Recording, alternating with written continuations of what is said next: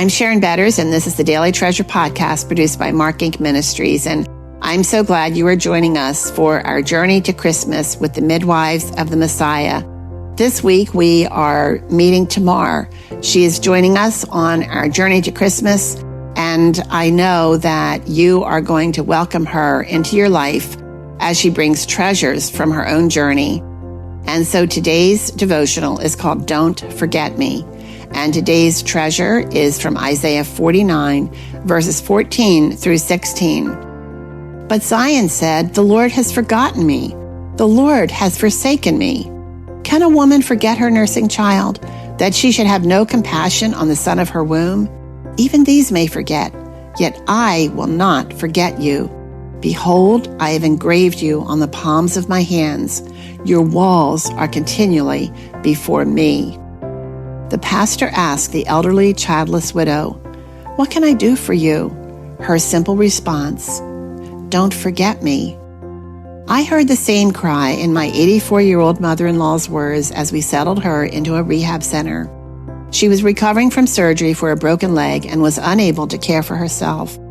I asked her to describe her concerns about her new surroundings, and she responded, "I'm afraid you're going to leave me here and forget about me." We shared tears as I tried to convince her we would never, ever do that. Her altered mental state diminished her ability to grasp the reasons for her temporary home. The only reassurance she could cling to was that I had never lied to her before. In her weakened condition, she had to choose to trust my assurances that we would never neglect or forget her. Perhaps that is one of the greatest fears of everyone. We want to know that at least one person in this world remembers us, cares for us, protects us, sees us, will not forget us. When Tamar joins us on our journey to Christmas, we learn that Tamar's choices as a woman were few. Become the wife of the man of her father's choice, or serve as a temple prostitute for Canaanite gods. Her Canaanite father gave her to Judah for a price, as a wife for Judah's son, Tamar's responsibility in this marriage was to bear sons. It doesn't take much to imagine the life Tamar experienced as wife. Tamar was abused physically, emotionally, spiritually, and sexually. And God killed because he was so evil. Some scholars believe that sin was sexual in nature and polluted the line of Judah, ultimately the line of Jesus. The Lord caused this man to die, and Tamar was now a young, childless widow. By law, her father-in-law gave her to his next son, Onan, commanding him to impregnate Tamar so that his brother would have children. This was in keeping with the Levite law in place to protect young widows, but mainly so that a man's name would not be blotted out in Israel, as we read in Deuteronomy 25, verses 5 through 6. Men wanted to be remembered after their deaths, and Onan's responsibility was not only to marry his deceased brother's wife, but to provide an heir for his brother that would carry on name. Onan was now the oldest son in a tribe that was supposed to be fruitful and multiply in fulfillment of God's promises to Abraham. As the heir of Judah, he was destined to one day become the tribe's spiritual and moral leader. However, we read in Genesis 38, verses 8 through 9, Onan knew that the offspring of would not be his. So whenever he lay with his brother's wife, he spilled his semen on the ground to keep from producing offspring for his brother. In essence, Onan treats Tamar like a prostitute. According to Genesis 38:10, God detested Onan's behavior so much, he also put him to death. More was at stake in Onan's obedience than just carrying on his brother's name. Judah's tribe was a key in providing the legal connection of the Messiah to the line of David. Judah concludes Tamar is the reason for his sons' deaths and sends her back to her father's house, promising when his remaining son, Shelah, is older, he will send for her. Years go by, and Judah does not send for his widowed daughter-in-law. It's not hard to imagine the impact of these two evil men and Judah's horrid behavior on Tamar, a young woman totally dependent on the goodwill of wicked men. Or was she? As we will see, Tamar's response to the horrific treatment of her father-in-law and his 2 sons creates more questions than we can answer in a devotional. Yet, Tamar refused to be forgotten by the man responsible for her well-being. The first time I heard this story was several years after the death of her son Mark.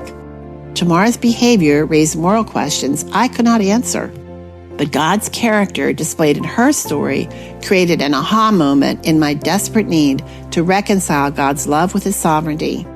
In spite of Tamar's great deception, God used her pain and her trap to keep His promise that the Messiah must come through the line of Judah. If not for her insistence that Judah, her father-in-law, remember her, the line of Jesus could have died off. God specializes in bringing beauty from ashes.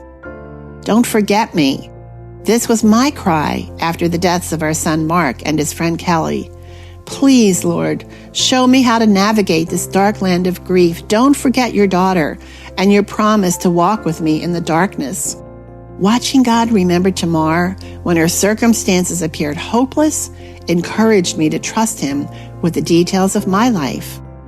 Are you like Tamar, forgotten, sheltered by broken promises, abused and thrown away by the very people who should have been your protectors? In today's treasure, God's people cried out, "The Lord has forgotten me, the Lord has forgotten me." And yet God responded, "Yet I will not forget you. Behold, I have engraved you on the palms of my hands." As we journey to Christmas with the midwives of the Messiah, hold close this gift that cannot be broken. God promises He will not forsake or forget you. Though others abandon and break you, God, who cannot lie, promises He sees and remembers you. And oh, Father, thank you that you are our covenant-keeping God. You cannot lie. You are keeping your promise that you will never forget your children. Tamar reminds me I am engraved on the palm of your hand. You see me, and you are all I need. Hey friends, thanks so much for joining us for this Daily Treasure podcast. And I want to remind you that as you are listening, you can know that there are women all over the world who are listening with you. Every single day, this podcast is available, and we have a written devotional that is sent every single day of the year. Of course, people can access it free of charge, but you know that nothing is really free, and there are costs to producing this podcast and this devotional. And we are so grateful for those of you who are joining with us to help underwrite the cost. And we want to invite others to join us as well. When you give a gift, we will donate a copy of Treasures in Darkness to a local funeral home. And in fact, we have put together a grief care bag for the funeral director to use their discretion in sharing with especially bereaved parents. So when you give, you are giving twice to help produce Daily Treasure and also to help turn the heart of a grieving parent toward Jesus. So again, thank you for joining us. You can go to markinc.org, markinc.org, where you can safely give. I look forward to being with you tomorrow.